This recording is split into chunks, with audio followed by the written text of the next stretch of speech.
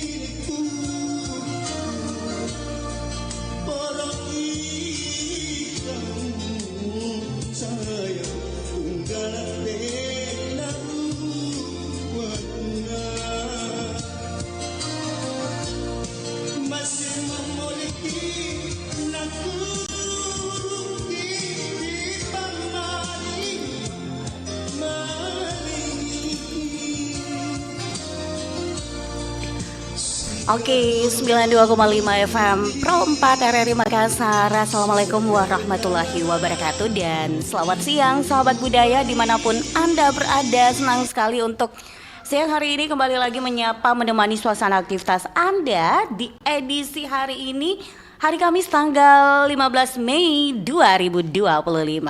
Tentunya bersama saya Dewi Satriani hadir dalam program acara kita obrolan tentunya di obrolan tema khusus Astacita publikasi pariwisata. Oke, tapi kita yaitu strategi promosi pariwisata era digital, peran media sosial dan konten kreatif.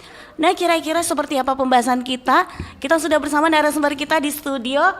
Ada dosen atau asisten ahli Politeknik Pariwisata Makassar, ada Ibu Andi Fatima Maudi Bakri, STR Par MM Par. Langsung aja kita menyapa untuk Ibu Andi Fatima. Ibu Andi, Assalamualaikum. Waalaikumsalam, selamat pagi. Selamat pagi. Oke, kita akan membahas terkait dengan tema khusus Astacita publikasi pariwisata, strategi promosi pariwisata era digital, peran media sosial dan konten kreatif. Oke, nah ini kita bisa ceritakan nih secara singkat bagaimana tren promosi pariwisata telah berubah dalam era digital ini. Oke, baik, terima kasih Mbak Dewi.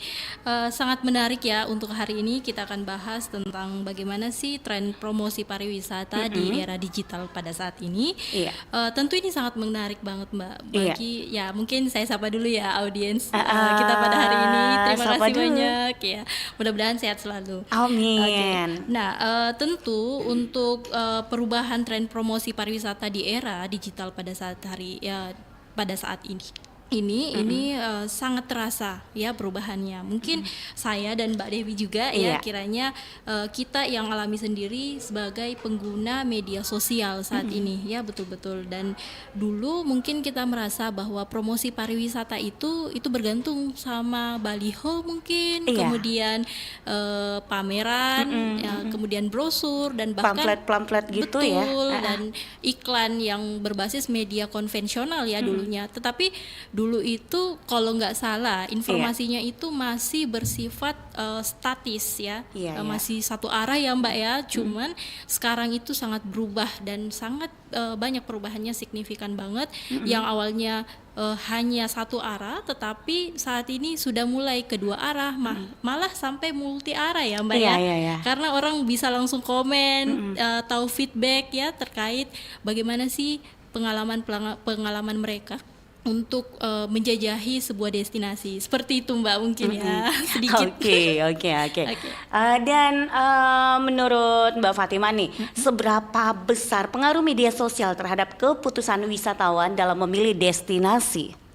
Oke, keputusan ini terhadap penggunaan media sosial ini sangat berpengaruh ya Mbak ya. Bahkan bisa dikatakan sangat menentukan ya, seperti itu.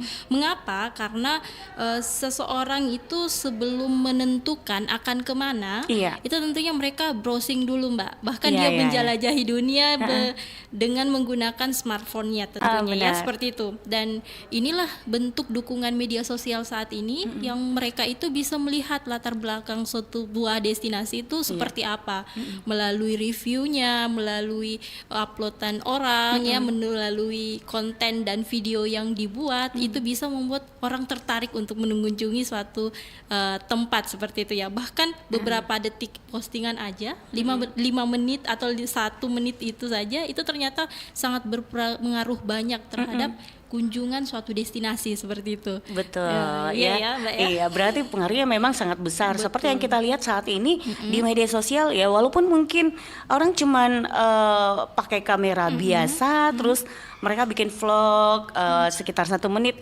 memang besar pengaruhnya. Terkadang ada yang mengomentari ya para followersnya bahwa itu di mana, terus apa sih fasilitas yang disediakan di sana tempat tersebut kan. Nah itu memang sangat besar pengaruh dari media sosial ya. Betul Mbak Dewi. Gitu juga Mbak Dewi. Mungkin tambahan satu lagi, media sosial itu bukan hanya jembatan informasi, tetapi media sosial itu bisa memvalidasi ya, kemudian membandingkan dan juga merasakan bahwa ternyata betul nih postingan ini ternyata saya nikmati dan saya rasakan secara langsung. Iya benar itu. Ya. Kita selalu berada di sana gitu ya. Betul. Oke. Nah ini apakah ada platform media sosial yang dianggap paling efektif untuk promosi pariwisata saat ini, Mbak Fatimah? Oke, nah untuk platform sendiri itu kita tidak bisa menentukan ya yang mana yang benar-benar efektif atau tidaknya. Tetapi saya rasa ada 3 platform utama yang memang memboost orang-orang atau penyimaknya, audiensnya itu bisa mendapatkan informasi yang sangat akurat atau real time seperti itu. Contohnya Instagram, kemudian TikTok ya, dan YouTube. Nah uniknya karena masing-masing platform ini itu punya target audiens yang berbeda, dan disinilah peran dari pengelola media sosial itu sendiri ya, kemudian peran dari pengelola promosi itu sendiri itu memainkan kemana mereka akan melempar informasi ini seperti itu, sehingga efektif dan efisien tentunya. Betul. Kalau karena kayak YouTube kan itu semua kalangan dari anak muda sampai orang tua itu kan dia menjangkau yang namanya melalui YouTube untuk mencari informasi ya. Betul banget. Namun kalau Instagram itu kebanyakan anak-anak muda. Betul. Nah, lebih ke video sinematik gitu sinematik, ya Mbak ya. Benar kalau Instagram. Reels kemudian autentik begitu yang kena di Instagram ini sendiri ya. Kita lah kalangan-kalangan seperti ini yang membangkitkan seperti itu, bagaimana sih kita menggunakan media sosial ini yang sebijak-bijaknya. Iya benar. Oke. Nah ini apakah Mbak Fatimah sendiri bisa membagikan contoh promosi digital destinasi wisata di Sulawesi Selatan ini yang berhasil menarik wisatawan nih? Oke, dengan senang hati Mbak. Kebetulan kemarin itu kami dari Poltek Pamekasan beberapa banyak kegiatan pelatihan tentang digital pemasaran, kemudian pelatihan SDM pariwisata yang berbasis pada pemasaran ini sendiri. Nah, contoh salah satu kawasan yang menjadi target kami ini yang mulai banyak dan sudah mendapatkan dampak yang sangat signifikan dan besar banget, itu salah satunya adalah promosi Ramang-Ramang Mbak.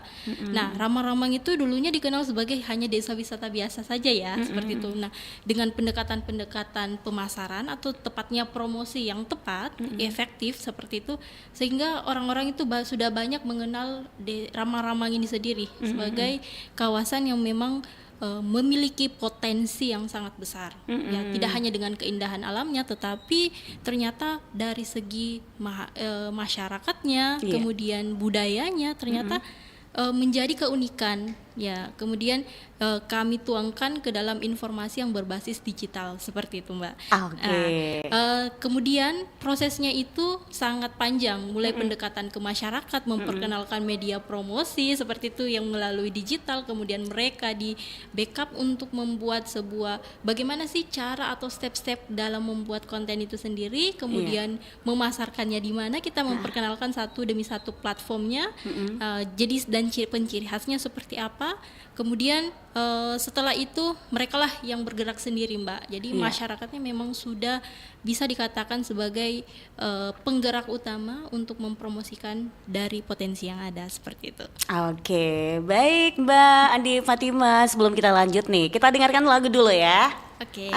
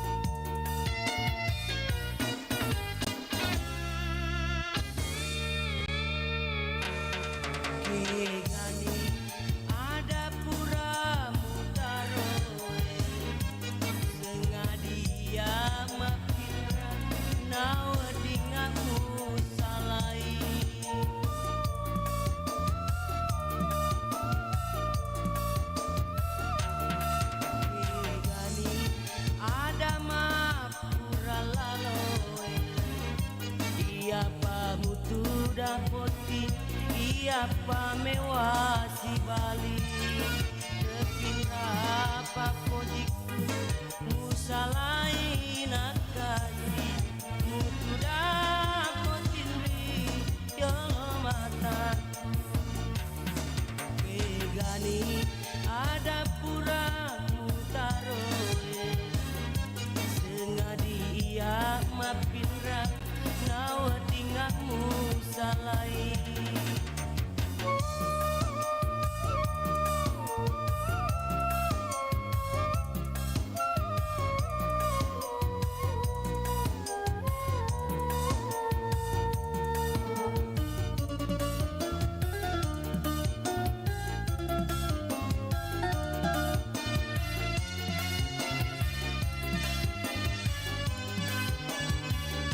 Marunu wae mataku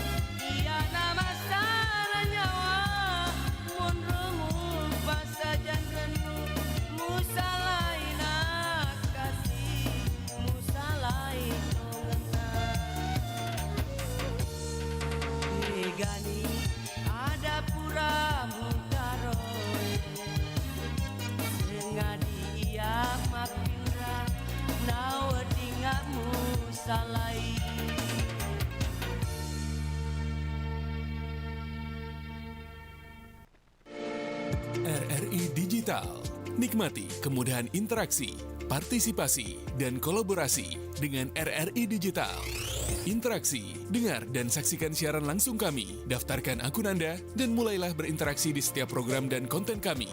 Partisipasi, kreasikan konten Anda berupa berita, podcast, vlog, film, musik, dan playlist. Kolaborasi, kami mengajak berbagai komunitas untuk berkembang bersama melalui digital platform.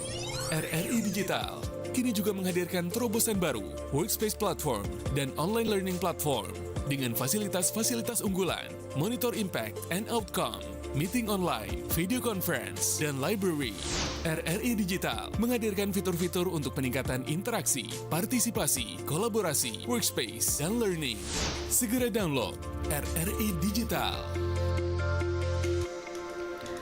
Oke, kita masih bersama di program acara yaitu obrolan terkait dengan strategi promosi pariwisata era digital, peran media sosial dan konten kreatif. Nah, Mbak Andi Fatima, kita lanjut lagi ya. Nah, ini apa yang membuat konten promosi pariwisata dianggap menarik dan efektif di era digital? Apakah visual, storytelling, atau faktor lainnya nih? Oke, baik. Terima kasih atas pertanyaannya dan sebenarnya menurut saya itu semua elemen yang disebutkan sama Mbak Dewi tadi itu semuanya penting. Penting ya? Ya, penting. Tapi kekuatannya itu terletak pada perpaduan yang pas. Maksudnya di mana di era digital ini konten promosi yang efektif itu bukan hanya pada bagus yang dilihat, seperti video yang menarik dan sebagainya, tetapi juga yang berkesan dan bisa dikatakan terasa nyata seperti itu, yaitu real time yang baru dan hangat untuk diperbincangkan seperti itu. Nah, berikut ada beberapa kunci yang mungkin saya bisa bagikan dan share ya ke Mbak Dewi dan para audiens. Ini ada beberapa tips untuk kita dapat membuat konten promosi itu dianggap menarik dan efektif. Yang pertama itu tentang visual yang kuat. Menurut saya, visual yang kuat itu dari gambar atau video yang kesan pertama. Jadi bagaimana sih orang bisa mengenal suatu tempat itu dengan gambar dan videonya seperti itu, Mbak. Yang menarik ya. Yang jernih, kemudian yang estetik tentunya, orang berfoto dan menggambarkan keunikan suatu tempat yang bisa langsung menarik perhatian seperti itu, Mbak. Nah, contohnya orang itu melihat sebuah daerah berdasarkan dari emosional dari orang-orang masyarakatnya melakukan aktivitas apa sehingga dapat dikenang dan dikenal seperti itu, Mbak. Selain dari visual yang kuat, ini storytelling yang emosional yang saya sebutkan tadi. Nah, inilah yang membuat orang berhenti untuk stay dan terdiam, bahkan membagikan konten itu. Nah, cerita tentang seorang ibu penenun di Toraja itu salah satu hal yang sangat menarik menurut saya, yang kiranya membuat orang-orang ataupun khalayak pada umumnya melihat Toraja itu dengan penuh kreativitas ya, seperti itu. Selain dengan budayanya, ternyata masyarakatnya itu penuh dengan kreativitas yang unik, termasuk orang tua yang sudah udut mungkin ya, yang maksudnya pada dasarnya mereka sudah tidak mampu berbuat apa-apa, tetapi karena budaya mungkin budaya hidup ya seperti itu dan kreativitasnya yang tetap dijalankan. Nah, inilah yang pendekatan-pendekatan seperti itu yang sangat dominan untuk orang lihat. Nah, selain kedua ini ada keaslian atau authenticity-nya yang dimana wisatawan ini sekarang sangat sensitif terhadap konten yang terkesan dibuat-buat seperti itu. Nah, konten yang jujur ataupun apa adanya ini ternyata menarik dan lebih disukai seperti itu. Nah, mereka ingin tahu seperti apa realita di destinasi itu. Nah, bukan sekedar versi yang disunting berlebihan, tetapi yang lebih nyata seperti itu, Mbak. Nah, kesesuaian platform yang tadi kita sempat bahas tentang penempatan setiap kontennya itu di mana saja, termasuk bagaimana kita menempatkan konten yang formal, ya, yang semi formal, yang humanis seperti itu, yang khusus untuk kepribadian generasi Z saat ini seperti itu, Mbak. Nah, mungkin itu yang bisa saya berikan tips terkait bagaimana kita bisa efektif dalam menggunakan media sosial. Jadi membuat konten promosi pariwisata menarik dan efektif itu bukan hanya soal visual dan storytelling saja, tapi kombinasi dari kedua-duanya, Mbak, seperti itu. Ditambah kita menempatkan kejujuran, kemudian emosional, kedekatan emosional, dan kecocokan dengan audiens digital yang masa kini, seperti itu, Mbak. Jadi itu beberapa tips yang bisa saya berikan. Ya. Oke, nah ini bagaimana pelaku pariwisata lokal bisa memanfaatkan media sosial untuk menjangkau pasar yang lebih luas nih? Nah, yang pertama itu seperti yang saya katakan tadi bahwa kita harus menyiapkan SDM yang betul-betul unggul di bidang itu. Kemudian kita berikan pelatihan-pelatihan, mereka harus difasilitasi dengan internet. Nah, disinilah penempatan kolaborasi itu sangat penting, Mbak. Jadi bukan hanya masyarakat lokal saja yang berperan ya, khususnya yang harus demikian mempersiapkan, tetapi dari segi stakeholder lainnya itu tidak menyokong. Nah, disinilah bentuk kolaborasi itu sangat dibutuhkan. Mereka harus difasilitasi jaringan internet, kemudian dari segi edukasi, ya seperti itu yang harus kita up to date setiap saat, sehingga mereka itu bisa mengetahui apa sih kebutuhan-kebutuhan dari wisatawan ataupun kebutuhan-kebutuhan khalayak pada umumnya terkait potensi yang dimiliki, seperti itu. Oke. Nah, bagaimana Mbak Andi Fatimah sendiri melihat peran konten kreator dalam mendongkrak visibilitas destinasi wisata? Oke. Sebenarnya peran konten kreator ini sangat-sangat strategis menurut saya. Jadi bisa kita bilang itu mereka adalah jembatan digital, Mbak, ya, di antara destinasi dengan calon wisatawan. Nah, mengapa? Karena konten kreator ini bukan hanya menyampaikan informasi, tapi menghidupkan pengalaman seperti itu. Nah, mereka mampu membingkai keindahan tempat budaya, bahkan interaksi sederhana dengan warga lokal dalam bentuk konten yang menarik, emosional dan relate. Seperti itu. Nah, di sini kita melihat bahwa ternyata konten kreator ini mendorong visibilitas organik. Maksudnya gimana? Visibilitas organik ini, konten dari para kreator bisa menjangkau jutaan orang tanpa harus lewat media formal. Biasanya kan kalau artis-artis internasional, nasional itu kan beberapa iklan konvensional saja yang lewat, atau beberapa dokumentasi tertentu. Nah, kalau semacam konten kreator ini dia bisa meliput karena menggunakan media sosial itu sendiri, Mbak, seperti itu. Nah, apalagi jika kontennya itu viral. Ya, seperti itu. FYP ceritanya. Ya, betul. Akhirnya orang-orang tanpa 5 menit aja itu orang bisa melihat apa sih yang dilakukan sama yang bersangkutan, seperti itu. Nah, selain dari pendorong visibilitas organik, mereka juga itu membentuk persepsi destinasi, ya, di mana mereka itu membentuk citra suatu destinasi. Apakah tempat ini ramah gitu atau cocok dengan para backpacker, cocok dengan keluarga, cocok dengan orang-orang yang mungkin butuh dengan hiburan tertentu, seperti itu, ya, karena wisatawan pada umumnya itu punya ciri-ciri yang masing-masing dengan keunikannya masing-masing yang harus dipenuhi, sehingga peran konten kreator ini ternyata membentuk persepsi destinasi. Ternyata contoh Makassar ini cocoknya dengan orang-orang yang suka kuliner, seperti itu. Benar. Ya, betul. Jadi memberikan citra bagi destinasi tersebut. Nah, kemudian dari hasil itu mereka dari hasil konten-konten yang dibuat oleh konten kreator ini itu akan membangkitkan rasa ingin tahu dan koneksi emosional, Mbak. Kemudian feedback yang paling besar itu adalah mereka mendukung UMKM dan komunitas lokal.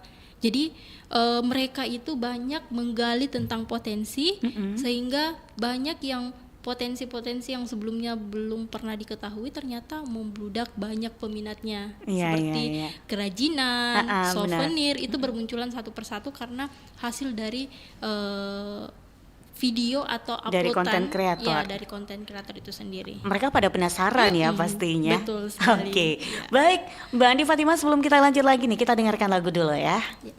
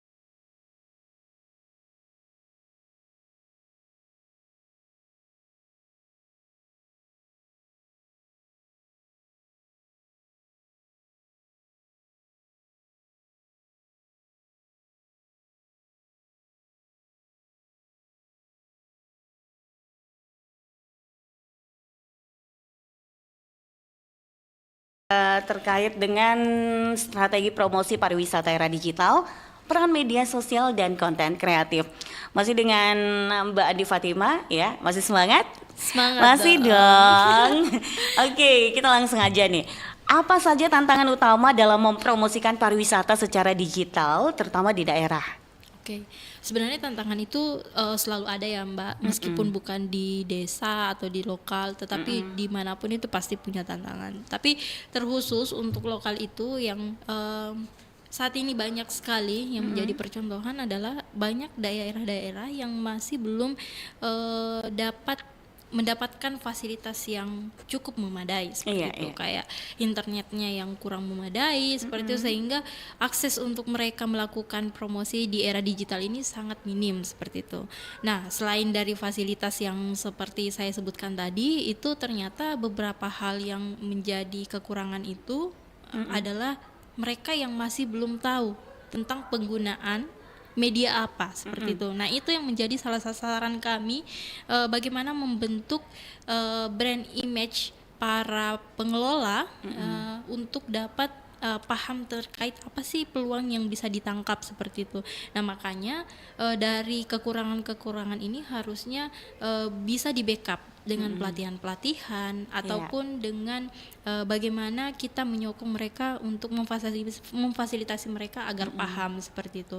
Nah, tapi ada beberapa juga kesadaran ya yang masih minim, yang menjadi hal utama orang akan bergerak, Mbak. Jadi kalau misalkan mereka nggak sadar sama sekali tentang potensi yang begitu besar, itu juga kita menjadi hal yang membuat orang itu tidak akan tumbuh seperti itu, Mbak, karena nggak ada yang namanya sesuatu bisa hadir kalau kita sendiri itu tidak memanfaatkannya dengan tepat, dengan kesadaran. Nah, itulah yang membuat beberapa hal ya yang tepatnya akan berdampak buruk pada suatu potensi. Ya, seperti itu, Mbak, yang kekurangannya yang mungkin bisa saya share. Nah, begitu beberapa hal yang kami dapatkan berdasarkan pendekatan ke daerah-daerah yang khusus, sehingga yang menjadi masalah dan pemicunya untuk kami bisa selesaikan. Mungkin itu, Mbak, yang bisa saya share. Oke. Bagaimana Poltekpar Makassar membekali mahasiswanya untuk menghadapi tantangan promosi pariwisata digital nih? Nah, pertanyaan sangat sering saya dapatkan ketika orang-orang, kamu ngajarnya apa?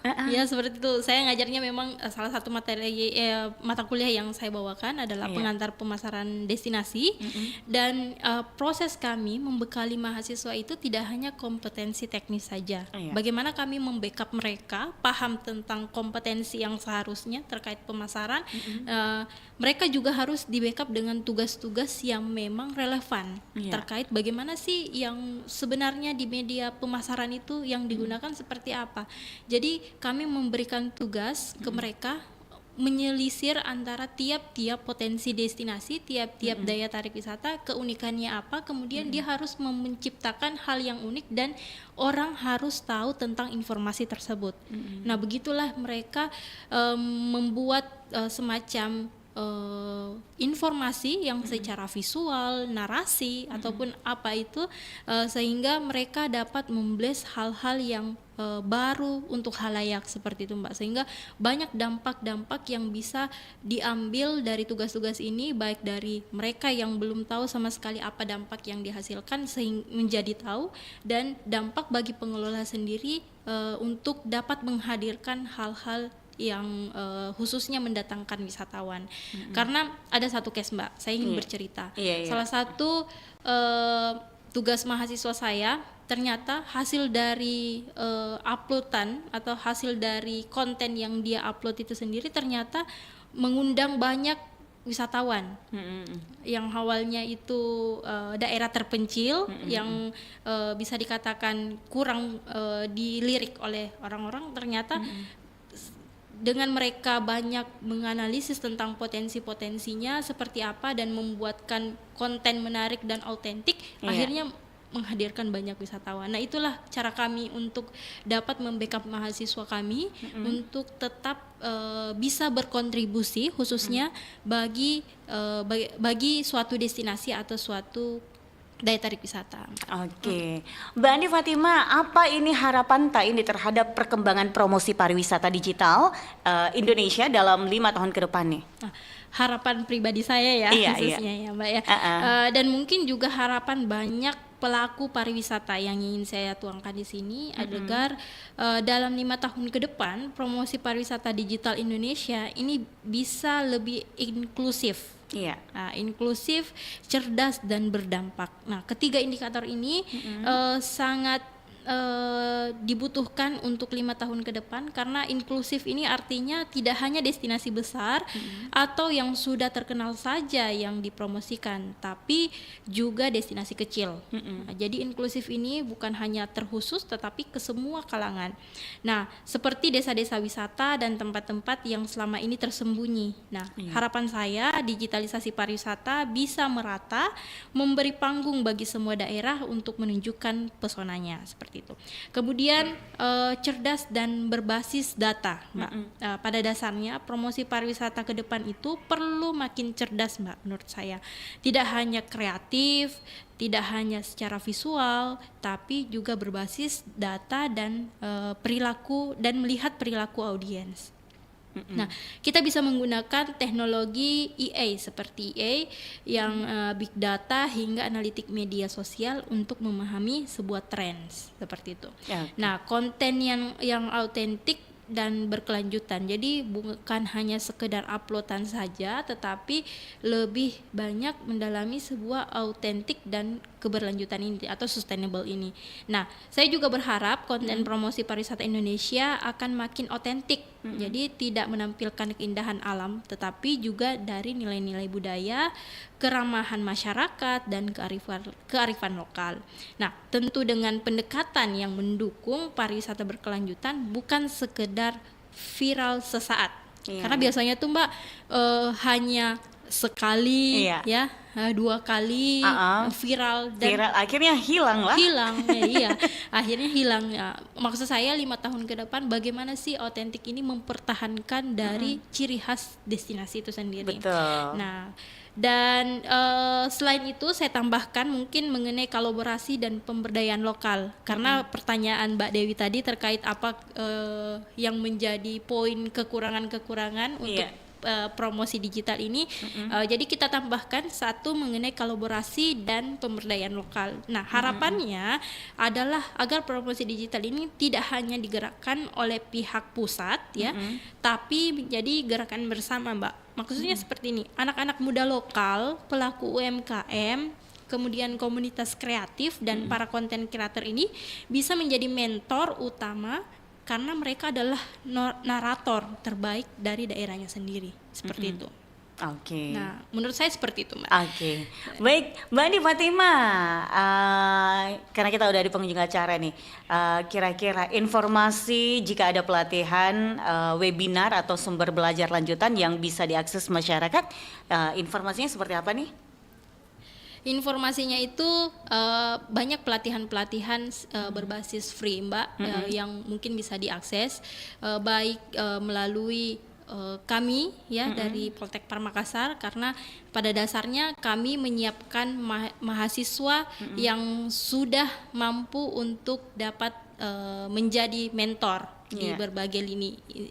Dan kami menyiapkan insan pariwisata ini yang memang sudah adaptif dan inovatif, sehingga ketika hal-hal yang ingin didukung dengan adanya bentuk-bentuk edukasi seperti itu, kami sangat terbuka ruang diskusi untuk bagaimana mahasiswa kami bisa berkontribusi bagi masyarakat Indonesia, seperti itu. Oke, baik kalau begitu sebagai closing statementnya apa yang ingin disampaikan? Silakan nih. Oke, closing statement untuk kali ini menurut saya jangan ragu untuk dapat mempromosikan suatu tempat, karena tempat ini atau kawasan ini, destinasi ini pasti punya keunikan tersendiri yang memang harus untuk dikenal dan dikenang, seperti itu. Tapi selain itu saya ingin menggarisbawahi hal-hal yang menjadi poin utama keberhasilan promosi itu bukan karena saya menggunakan alat apa, media apa, platform apa, tetapi bagaimana kita punya kesadaran untuk memberikan informasi yang bijak, ya, yang inovatif, yang kreatif kepada khalayak, biar apa yang ingin kita sampaikan itu merasa dan bisa dikenang dan bisa membuat engagement bagi audiens sendiri itu. Seperti itu. Baik kalau begitu Mbak Adi Fatima ya. Jadi kita tuntaskan sampai di sini kebersamaan kita di program acara obrolan kita untuk hari ini. Semoga bisa memberikan manfaat untuk sahabat budaya yang saat ini mendengarkan Pro 4 RRI Makassar. Dan tentunya untuk semua santera dunia ya. Oke, kalau gitu makin sukses selalu ya Mbak Adi Fatima. Dan tentunya tetap berkarya. Amin ya rabbal alamin. Terima kasih Mbak Dewi. Iya, selamat melanjutkan aktivitasnya kembali Mbak Adi Fatima. Assalamualaikum. Sampai jumpa. Waalaikumsalam. Sampai jumpa.